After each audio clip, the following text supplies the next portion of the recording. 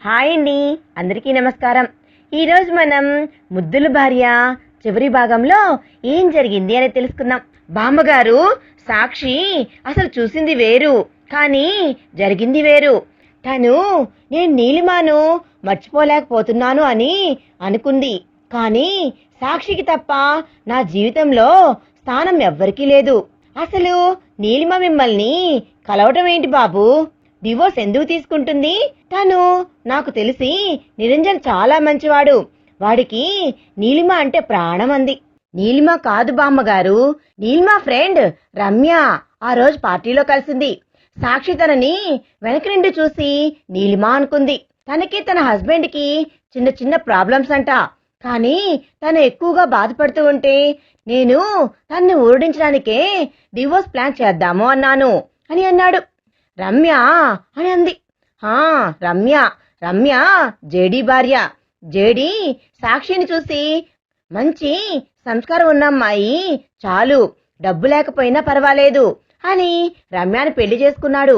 చిన్న చిన్న అపార్థాలు పెద్ద పెద్ద అగాధాలుగా మారాయి. అందుకే ఇద్దరిని కూర్చోబెట్టి మాట్లాడించి వాళ్ళని కలిపి వస్తుంటే దారిలో అనుకోకుండా నీలిమ కనిపించింది. తనని ఎవరో బైక్ తో గుద్దేసి వెళ్లారు. కాలు నొప్పితో బాధపడుతూ ఉంటే హాస్పిటల్ తీసుకుని వెళ్ళాను. అప్పుడే చూశారు. నొప్పితో నడవలేకపోతుంటే సపోర్ట్ ఇచ్చాను బామ్మ అన్నాడు. నీలిమ చాలా సంతోషంగా ఉంది బామ్మ నిరంజన్తో అన్నాడు. తను వారం రోజుల ప్రేమ కంటే వాళ్ళ మామయ్య ప్రేమ గొప్పది అని తను నమ్మింది. నేను నిరంజన్ని కలిశాను, కానీ అప్పుడే అసలు విషయం తెలిసింది అని అన్నాడు. బామ్మ సైలెంట్ గా వింటూ ఉంది అభి చెప్పేది. నీలిమాను నేను ప్రేమించాను. తను నాకు ఓకే చెప్పాక వాళ్ళ మామయ్యతో మాట్లాడాలి అని వెళ్లేసరికి నీలిమాని నన్ను కలిసి తనకి తన మామయ్య ప్రేమే ముఖ్యమని అతన్నే పెళ్లి చేసుకోవాలి అనుకుంటున్నాను అని తన్ని మర్చిపోమని చెప్పి వెళ్లిపోయింది. కానీ అక్కడ నీలిమ కూడా నేను ఏమైపోతానో ఏమో అన్న టెన్షన్ లో ఉంది. పెళ్లి జరిగిన ఒకరోజు నిరంజన్, సాక్షి, నేను పార్కులో సాయి సాక్షిని మేనేజ్మెంట్ ఈవెంట్ రోజు కిడ్నాప్ చేసిన రోజు అభి సాక్షి పార్కులో ఉండగా ఒకరోజు ఫోటోలు తీశారు అన్నాను కదా. ఆ రోజు ఫోటో తీసి నేను నా భార్యతో సంతోషంగా ఉన్నాను అని చెప్పడంతో తను నిరంజన్తో సంతోషంగా ఉంది. కానీ నీలిమలానే ఉన్న సాక్షిని చూసి మొన్న కలిసినప్పుడు సాక్షి వాళ్ళ ఊరు ఏంటి అని, అమ్మా నాన్న ఎవరు అని అడిగాడు అతను. అప్పుడే అసలు విషయం తెలిసింది. నీలిమ మీ పెద్దబ్బాయి బిడ్డ అని. ఎందుకు బామ్మ ఈ వయసులో కూడా ఈ పంతాలు అన్నాడు. కాదు మనవడా, పంతం కాదు. మీ తాతయ్యకు మేమిచ్చిన మాటకి కట్టుబడి ఉన్నాం, మనసు చంపుకొని మరి.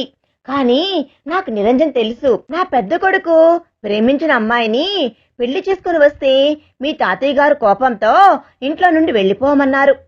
ఆ అమ్మాయికి ఉన్న తమ్ముడు కూడా చాలా చిన్నవాడు. అప్పుడు తర్వాత తెలిసింది బిడ్డను కన్నాక ఏదో యాక్సిడెంట్ లో చనిపోయారు అని. నా బాధ ఎంత ఘోరమైందో నీకు తెలియదు మనవడా. మీ తాతయ్య గారు ఆయన చివరి సమయంలో పిలిచి, రఘు నీకు ఇంటి పరువే ముఖ్యం అని దానికోసం ప్రాణమైన ఇవ్వమని చెప్పి కన్ను మూసేశారు. కానీ తన పెద్ద కొడుకు విషయంలో ఆయన అంత పంతంగా ఉన్నారు అనుకోలేదు మేము. కానీ తల్లిని కదా, కొడుకు పిల్లలు ఎన్ని కష్టాలు పడుతున్నారో అని బాధగా అనిపించింది. వాళ్ల గురించి కనుక్కున్నాను. నీలిమాను ఎత్తుకొని నిరంజన్ కష్టపడటం చూసి వాళ్లకు తోడుగా ఆయాను పెట్టి వాళ్ళ లాలనా పాలన అన్నీ చూశాను. అప్పుడప్పుడు వెళ్లేదాన్ని కూడా చూడటానికి. కానీ గత కొన్ని సంవత్సరాల నుండి వెళ్లడమే లేదు. వయసు పెరిగింది కదా. కానీ ఫోన్లో మాట్లాడుతూ ఉంటాను నిరంజన్తో. వాళ్ళ చదువులు, వాళ్లకు డబ్బు పరంగా ఏ సమస్య లేకుండా చూసినా మనసులో ఏదో వెలతి. మా ప్రేమను పంచలేకపోయాను అని అంటూ బాధపడుతూ చెప్పింది బామ్మ. ఇంతలో సాక్షికి మెలకువ రావడంతో, బామ్మ ఏమైనా పనా, రానా కిందకి అని అడిగింది. లేదు సాక్షి, సరిగ్గా తిన్నావో లేదో అని జ్యూస్ తీసుకొని రానా అని అడగడానికి వచ్చాను. నువ్వు పడుకోవడంతో మనవడితో మాట్లాడుతూ ఉండిపోయాను. జ్యూస్ తెస్తాను ఉండు అంది. వద్దు బామ్మ నాకు అంది. తను అలాగే అంటుంది గాని మీరు పంపండి బామ్మగారు, నేను తాగిస్తాను తన చేత అని అనగానే బామ్మ వెళ్ళిపోయింది. డోర్ దగ్గరికి వేసి సాక్షి పక్కగా వచ్చి తన ముంగుళ్ళు సరిచేస్తూ, నువ్వు ఎంత బాగా ఫుడ్ తీసుకుంటే అంత మంచిది సరేనా అన్నాడు. అంటూ అభి భుజంపై వాలింది. బామ్మ పాపం మిమ్మల్ని ఇబ్బంది పెట్టింది కదా, మిమ్మల్ని పిలిపించి పనులన్నీ ఆగిపోయాయో ఏమో. నీకు తెలుసా బామ్మ పిలిపించింది అని అని అన్నాడు. తెలుసు, మంగి చెప్పింది అంది జుట్టును ముడివేస్తూ. మరి నీకు నా మీద కోపం రాలేదా? నీ కోసం నేను రాలేదు అని అని అన్నాడు. కోపం ఎందుకు అభిగారు, మీరు నా కోసం రావాలనే చూశారు. కానీ ఎలాగా, ఏ వంక పెట్టుకొని రావాలో అర్థమవ్వలేక బామ్మ పిలవగానే వచ్చుంటారు. అందులో అత్తమ్మ మామయ్య మిమ్మల్ని నా కోసం వాయించి ఉంటారు కూడా. పాపం ఆ డివోర్స్ గురించి వాళ్ళకి సర్ది చెప్పడంతోనే సరిపోయి ఉంటుంది అంది. మళ్ళీ నార్మల్ గా మాట్లాడుతున్నావు, జరిగిందేది తెలుసుకోకుండానే బాధ, నా మీద కోపం అన్నీ పోయినట్లున్నాయి. అసలు జరిగిందేంటో తెలుసా అన్నాడు. జరిగింది నాకు తెలియాల్సిన పనిలేదు అభిగారు, మీరు చెప్పారుగా, నా కళ్ళు నన్ను మోసం చేశాయి, నేనే మిమ్మల్ని పొరబడ్డాను. అసలు విషయం ఏంటి అని ఆ రోజు మిమ్మల్ని అడిగితే మీరు చెప్పేవారు. మీ ప్రేమ నేను అని తెలిసి మిమ్మల్ని పొరబడి బాధలో మిమ్మల్ని ఇంకా బాధ పెట్టాను. అడగాల్సిన టైంలో అడగలేదు. ఇప్పుడు నాకు అడిగే అర్హత కూడా లేదు. నాకు మీ ఒక్క మాట చాలు. జరిగింది వేరు, నేను చూసింది వేరు అని నేను మిమ్మల్ని నమ్ముతున్నాను. మీ ప్రేమ నాకు మాత్రమే సొంతమన్నారుగా, నేను మీ ప్రాణం అంది. కానీ జరిగింది నీకు తెలియాలి అన్నాడు. మీరు జరిగింది నాకు చెప్పాల్సిన పని లేదు అభిగారు. మిమ్మల్ని నేను సంజాయిషి అడిగితే నన్ను నేను అడిగినట్లే. మీరు ఏదో మంచే చేసుంటారు, పర్లేదు. నేనే తప్పుగా ఊహించుకొని బాధపడి మిమ్మల్ని కూడా బాధ పెట్టాను. అత్తమ్మ వాళ్ళు కూడా ఎంత బాధపడ్డారో అంది. ఏయ్, మళ్ళీ ఎందుకే ఆ కన్నీళ్లు అంటూ హత్తుకున్నాడు అభి. సారీ అభి, మీరు తప్పు చేయరు అని తెలిసి కూడా మీ గురించి తప్పుగా ఆలోచించాను, మిమ్మల్ని హర్ట్ చేశాను, సారీ అని ఏడ్చింది. సాక్షి, ఎలా అర్థం చేసుకోవాలి నిన్ను? నువ్వు ఇచ్చి వెళ్లిపోయినా డివోర్స్ పేపర్స్ కూడా నువ్వు నన్ను ఎంతగా ప్రేమిస్తున్నాయో చెబుతూ ఉన్నాయి. నువ్వు బంగారానివే, నిన్ను అసలు ఎవరైనా వదులుకోగలరా చెప్పు అని అన్నాడు.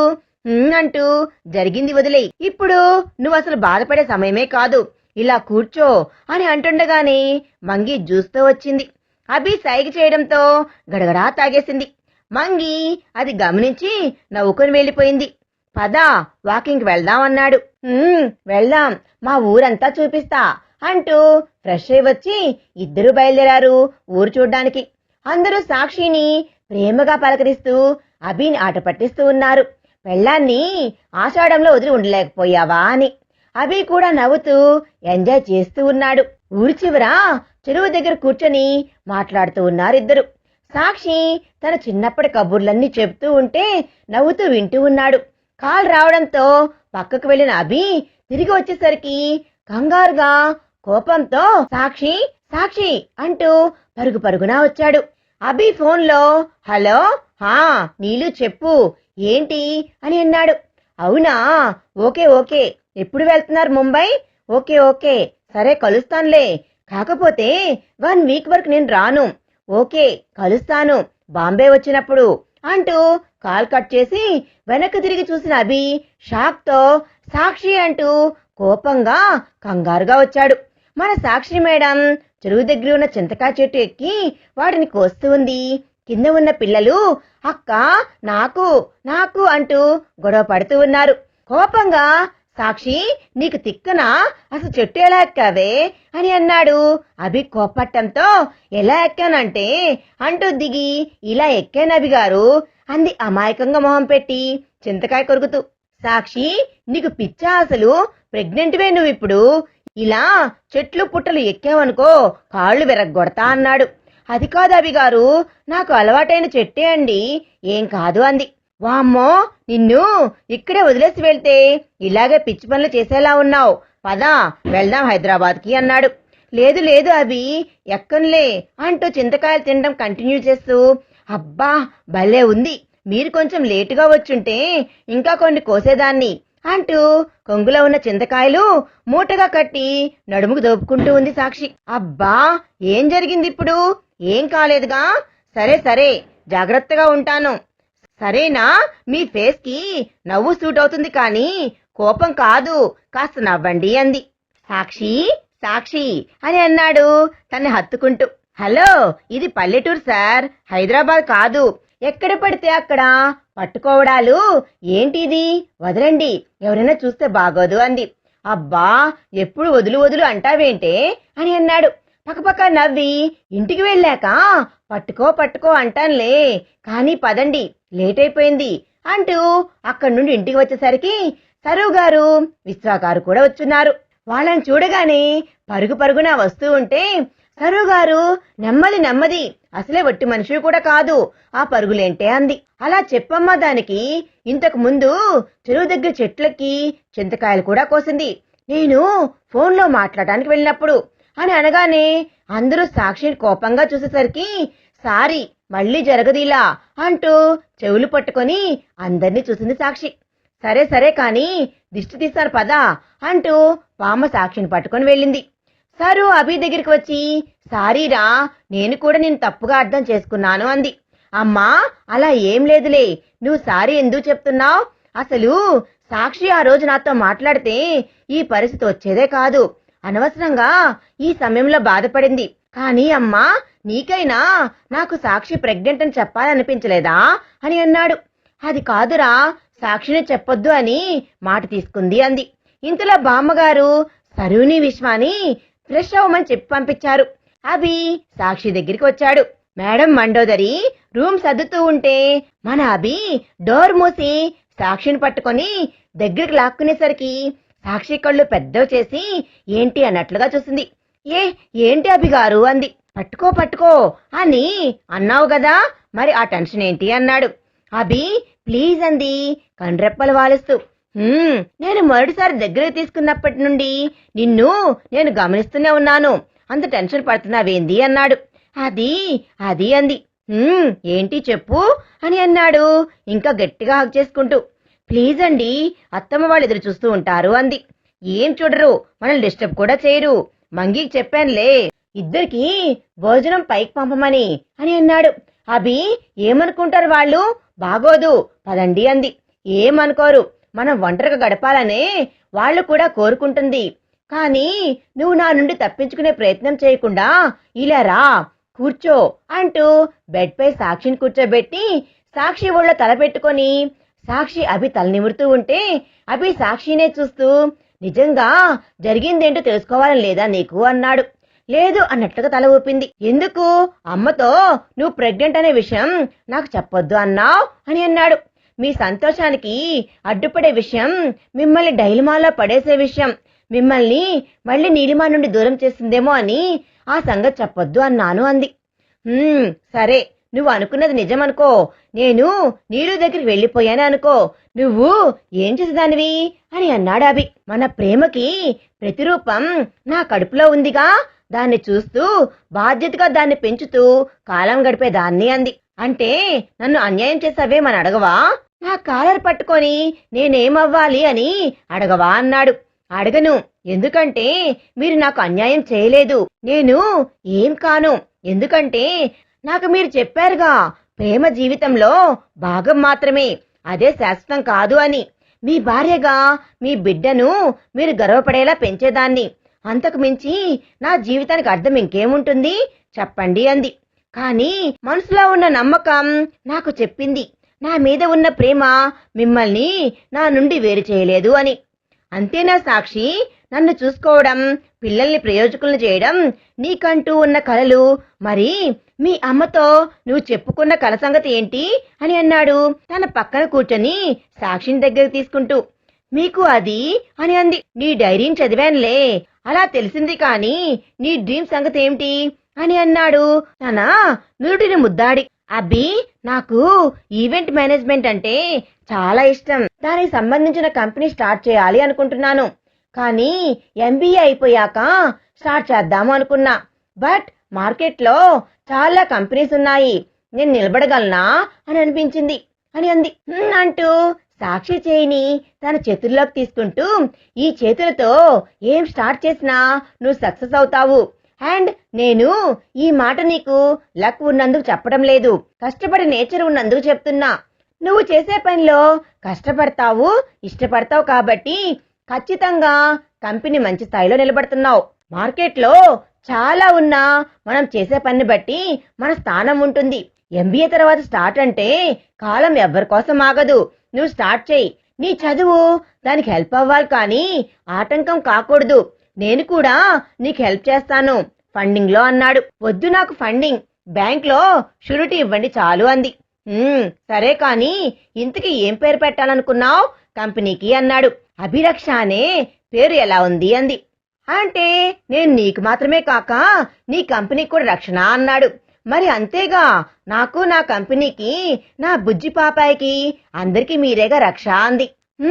నీ ప్రేమే మాకు రక్ష సాక్షి. ఇంతకు ఎంత లోన్ తీసుకొని స్టార్ట్ చేయాలనుకుంటున్నావు అన్నాడు. దానికి మార్కెట్ చేయాలి అంటూ లేచి కిందకు వెళ్దాం పదండి అంటుండగానే మంగి భోజనం తీసుకుని వచ్చింది. మేమే వస్తాం లేవే అంది. అందరూ తినేశారమ్మా అని అంది మంగి. అవునా అత్తయ్య వాళ్ళు అంది. పెద్దవాళ్లు కదా అమ్మా, ప్రయాణంలో అలసిపోయినట్లున్నారు, నిద్రపోయారు అంది. బామ్మ నాన్న అంది. నాన్నగారు ఊరి పెద్దలు వస్తే వారితో మాట్లాడుతూ ఉన్నారు భోజనం చేసి. బామ్మగారు జపమాల్లో ఉన్నారు. ఎప్పుడవుతుందో అక్కడికి భోజనం అనే పిలిచాను, వస్తానే ఆకలిగా లేదు అంటూ సైగ చేశారు నాకు అని అంది. నువ్వు తిన్నావా అంది. మా మామ రాలేదమ్మా, వచ్చాక బువ్వాట్టుకొని ఇంటికాడ తింటామంది. అంటూ నవ్వుతూ సరే ఇవి నేను పెట్టేస్తానులే గాని మీ మామకు ఫోన్ చేసి రమ్మను, చాలా లేట్ అయిపోయింది ఇప్పటికే. ఇంతకీ అలాగే తాగుతున్నాడా లేక ఏమైనా మారాడా అంది. లేదు అమ్మాయి గోరు, మీరు డాక్టర్ అయినప్పటి నుండి ఆయన తాగట్లేదు అంది.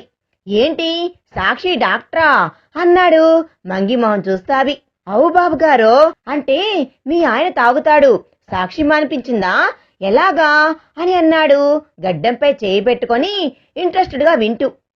అది అని అంటుండగానే ఓయ్ మంగి పోవే పని చూసుకోపో అని అంది సాక్షి. ఏ మంగ చెప్పు చెప్పు ప్లీజ్ అన్నాడు సాక్షి నాపుతూ. అది బాబుగారు, మా మామ బంగారం అండి, కానీ ఏదో తాగితే మనిషే కాడు. తాగి తాగి ఒళ్ళు పాడు చేసుకుంటే మాకు పిల్లలు పుట్టకపోవడానికి మా పెనిమిటి కారణం అని తాగుడు మానితే గాని నాకు వైద్యం చేయలేము అని డాక్టరమ్మ పెద్ద బాంబు పేల్చేసింది. ఇంకేముంది, నా ఏడుపు చూడలేక అమ్మాయి గారే డాక్టర్ వేషం కట్టారు బాబు గారు. మా మామ ఒకరోజు ఫుల్ గా తాగి పొద్దున్నే లేచే టైంకి హాస్పిటల్లో ఉండేలా చూసా. ఆ అయ్యేమో ఇంకేం చేసిందో గాని ఇప్పటికీ సాక్షి అమ్మను చూస్తే మా మామ పరుగందుకుంటాడు అంది. మంగి వైపు సాక్షి కోపంగా చూస్తూ ఇంక చెప్పింది చాలు గాని పదా ముందు పదా అంటూ రూమ్ నుండి బయటికి తోసేసింది. అభి సాక్షిని చూస్తూ ఏం చేశావే వాడికి, ఏం చెప్పి భయపెట్టావు పాపం అన్నాడు. అదేం లేదు, మీరు భోజనం చేయండి అంటూ వడ్డించబోతుంటే ఏం చేసావో చెప్తే గాని నేను తినను అంటూ భీష్మించి కూర్చున్నాడు అభి. తప్పదా చెప్పక అంది. తప్పదు, ఏం చేశావన్నాడు. ఆ రోజు వాడు తాగి పడిపోయాక ఆ డాక్టర్తో మాట్లాడి వాడికి మెలకు రావడం చూసి నేను డాక్టర్ నాటకం మొదలు పెట్టాము. ఏంటి డాక్టర్, కోటి లివర్ పాడైపోయిందా, కోసేయాల అర్జెంటుగా, లేకపోతే చచ్చిపోతాడా మరి మంగి అంది. సాక్షి మంగికి మంచి అందం ఉంది, వయసు ఉంది, పిల్లలు కూడా లేరు. ఈ కోటుగాడిపోతే ఇంకో రాజుగాడిని చూద్దామంది.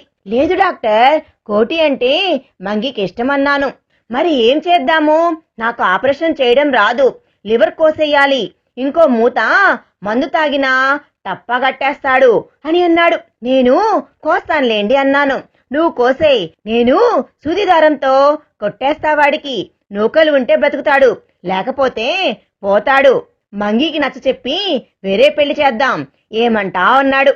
ఐడియా బాగుంది డాక్టర్, నేను కత్తి తీసుకుని వస్తా డాక్టర్ అని సాక్షి వెళ్లబోతుంటే ఇదంతా విని మంగి మొగుడు మంగి కాళ్ళు పట్టుకొని నాకు ఆపరేషన్ వద్దే మంగి, ఇంక తాగను, మూత కూడా తాగను, నీ మీద ఒట్టు అంటూ ఆ రోజు నేను వినలేదు, ఇంకా నేను కత్తి పట్టుకొని వాణ్ణి ఊరంతా పరిగెత్తించా అని అంది ప్లేట్లో అన్నం పెట్టి కలుపుతూ.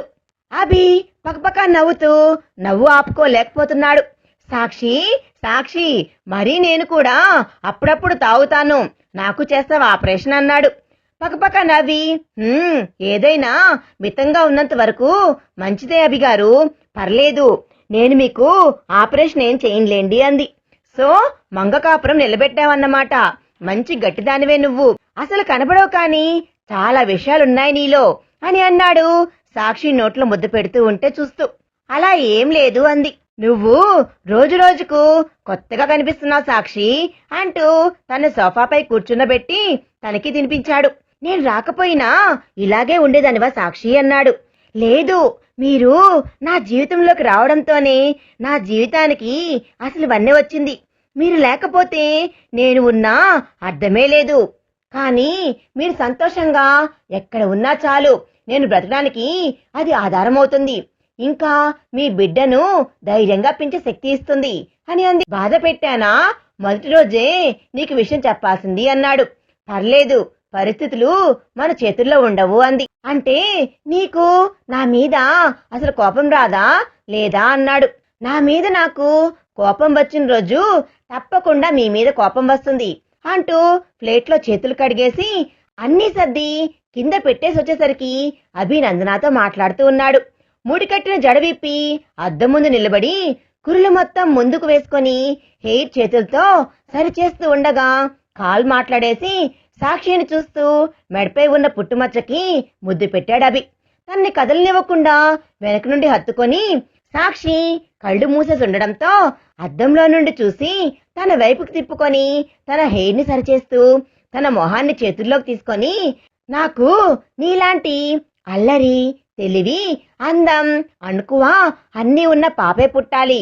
మరి నీకు పాప కావాలా లేక బాబు కావాలా, ఎవరు కావాలి అన్నాడు. మీలా మంచి మనసు, అర్థం చేసుకునే గుణం, కొంచెం చిలిపితనం ఉన్న అబ్బాయి కావాలి అంది. ఇద్దరు అంటే ఒకేసారి రారుగా, ఎలా మరి టాస్ వేద్దామా అన్నాడు. లేదు, ఇద్దరు వస్తారు అంది అభి దూరంగా జరిగి లూజ్గా జడాలుతూ. ఇద్దరా అంటే అని అన్నాడు తన వైపు తిప్పుకొని. అది మన డాక్టర్ గారు చెప్పారు, 2 హార్ట్ బీట్స్ వినిపిస్తున్నాయని, సో కవల పిల్లలు అన్నారు అని అంది. నిజమా అన్నాడు తల దింపి సిగ్గుపడుతున్న సాక్షి తలెత్తుతూ. అంది. Thank you so much Sakshi, love you అంటూ తన నుడిని ముద్దాడి తన బిగ్ కౌగిల్లో బిగించాడు. మీకు నేనొక విషయం చెప్పాలి అంది. ఏంటి సాక్షి అన్నాడు. అది అది ఐ ఐ లవ్ యూ అభి గారు అని సిగ్గుపడుతూ అభిని కౌగిలించుకొని నవ్వుతూ చెప్పింది సాక్షి. అందుకే అంటారు, చిన్నాపార్థం. మన కళ్ళు కొన్నిసార్లు మనల్ని చేసే మోసం, కొన్నిసార్లు మనకెదురుపడే సంఘటనలు, ఇవన్నీ పెనుభూతాలుగా మారి చాలా మంది జీవితాల్లో చిచ్చురేపుతూ ఉన్నాయి. కాసేపు విన్నవి, చూసినవి అన్నీ పక్కన పెట్టి వాటి కారణాలు ఏంటి అని మన ప్రేమైన వారితో మాట్లాడితే వారి మీద ప్రేమ పెరుగుతుంది కానీ తరగదు. మనసులో ఉండే ప్రేమ కొన్నిసార్లు మన మూర్ఖత్వం కారణంగా ప్రియమైన వారిని దూరం చేస్తుంది. కానీ ఆ మూర్ఖత్వం పక్కన పెట్టి మన ప్రేమను నమ్మిన రోజున మన జీవితం సంతోషంగా ఉంటుంది. అందుకే బుద్ధి మాట కన్నా మనసు మాట వినాలి అని మన పెద్దవాళ్ళు చెప్తారు. మరి ఈ కథ ఇంతటితో సుఖాంతమైపోయింది. మరి రేపు ఒక మంచి కథతో మీ ముందుకు వచ్చేస్తాను. ఈ కథ మీకు నచ్చితే ప్లీజ్ లైక్ చేయండి. మీ విలువైన అభిప్రాయాన్ని కామెంట్ రూపంలో తప్పకుండా తెలియజేయండి. Thanks for watching.